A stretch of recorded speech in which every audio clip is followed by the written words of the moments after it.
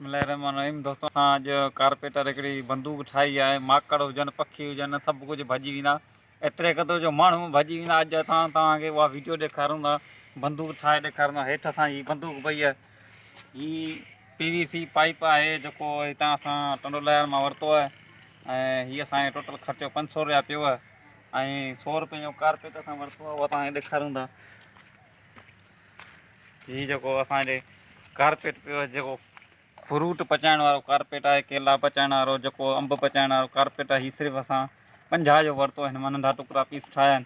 ऐं हिन पाइप में असां थोरो पाणी विझंदासीं। ऐं हीअ जेको गैस ॿारण वारो लाइटर आहे।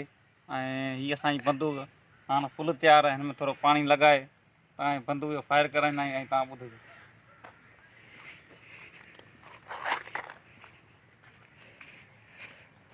हीअ थोरो ॾिसो, असां पाणी लॻायूं हिन में। घणो पाणी न लॻाइजे, पूरो पूरो पाणी लॻाइजे। ऐं हीअ असां कारपेट जेको आहे उहो लॻाईंदासीं।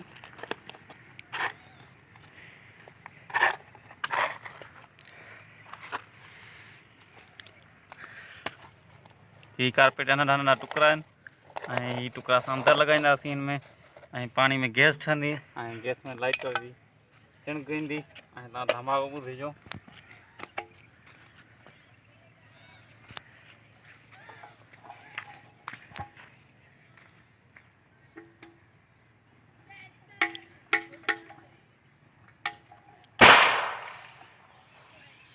बस कटा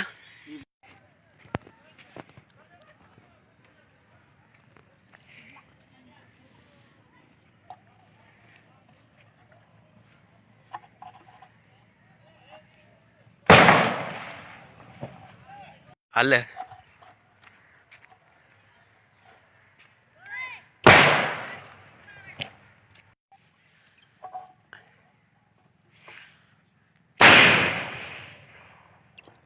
ओढ़े को लुट गया था।